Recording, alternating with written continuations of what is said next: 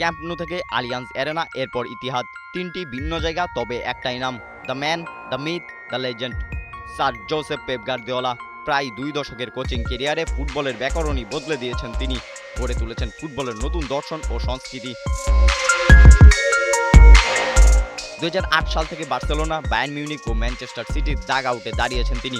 জিতেছেন ১২টি লিগ শিরোপা, ১০টি ঘরোয়া কাপ ও ৩টি চ্যাম্পিয়ন্স লিগ সহ মোট ৩৯টি ট্রফি। তার কোচিংয়ে দলগুলো যে শিরোপা জিতেছে তা নয়, তৈরি করেছেন মিকেল আর্তেতা, এনজো মারেস্কা ও ভিনসেন্ট কোম্পানির মতো সব হেভিওয়েট কোচ।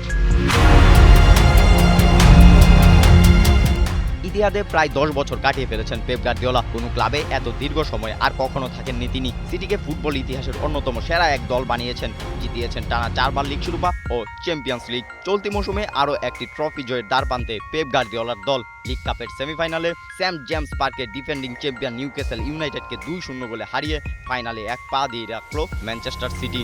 অবশ্য লিগ কাপকে কোনো আমলেই নিচ্ছেন না তিনি। ম্যাচের আগে তিনি জানান, এই শিরোপা জেতা খুব বেশি কিছু নয়, এই শিরোপা আমাদেরকে আত্মবিশ্বাসী করে তুলবে। পেপ গার্দিওলার কোচিংয়ে এর আগে ২০২০-২১ মৌসুমে সবশেষ লিগ কাপ জিতেছিল ম্যান সিটি।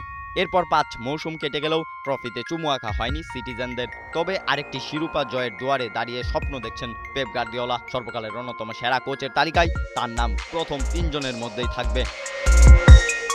রাবিদ বিন হুসাইন, ৭১।